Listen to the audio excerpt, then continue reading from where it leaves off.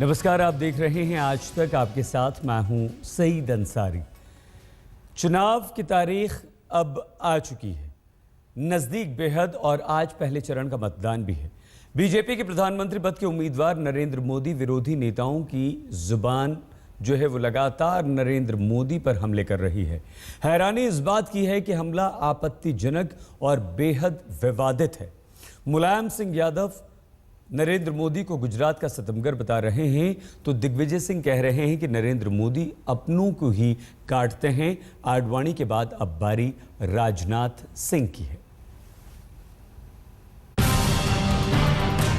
16वीं लोकसभा के सांसदों को चुनने के लिए आज पहले चरण का मतदान शुरू भी हो चुका है। वोटिंग में तेजी आएगी या नहीं, चंद घंटों में ये भी पता लग जाएगा। लेकिन उससे पहले बीजेपी पीएम पद के उम्मीदवार नरेंद्र मोदी के खिलाफ जुबानी हमले में तेजी जरूर आ चुकी है।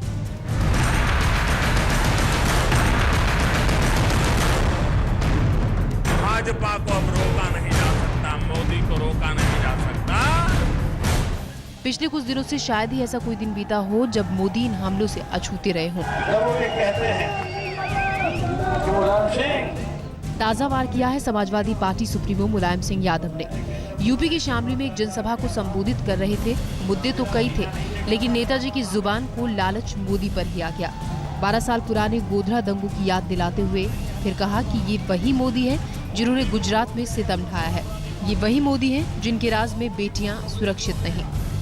जो अपनी बहनों की, महिलाओं की इज्जत नहीं कर सकता है और कहाँ उसको पिटवाता है, कहाँ चोटें आती हैं, तो समझे ये मोदी देश का प्रधानमंत्री बनेगा जालिम। अपने बड़बोलेपन के लिए मशहूर कांग्रेस के राष्ट्रीय महासचिव दिग्विजय सिंह भला कहां पीछे रहने वाले थे। कुरुक्षेत्र से कांग्रेस प्रत्याशी नवीन जिंदल के पक्ष में वोट की अपील करने के लिए जटलाना पहुंचे थे, लेकिन उनके रडार पर तो मोदी मानो चिपक से गए हैं। तभी तो कह भी दिया कि मोदी ने हमेशा अपने साथ देने वाले लोगों को काटा है। ये वो व्यक्ति है जिसने इसका साथ दिया, सबसे पहले इसने उसे ही काटा। देश का प्रधानमंत्री। अब इनके बयानों को भी सुन लीजिए, जिन्होंने पहले भी मोदी के खिलाफ जहर बुझे शब्दों का इस्तेमाल किया है, अब भी कर रहे हैं। कोई गुजरात से आपत्तिजनक बयानों के तीर छोड़ रहे हैं, तो कोई यूपी के रामपुर से भड़क रहा है। आज फिर एक बार एक लफंगा खड़ा हुआ है। देश का प्रधानमंत्री बनने के लिए शालीनता चाहिए। देश का प्रधानमंत्री बनने के लिए संवेदनशील होना चाहिए। देश का प्रधानमंत्री वो होना चाहिए जिसमें लायकात हो, और देश का प्रधानमंत्री जवाहरलाल नेहरू जैसा होना चाहिए। अब अगर भाजपा के नेता हिंदू हैं, फिर तो बाकी हिंदुओं को जहर खा लेना चाहिए।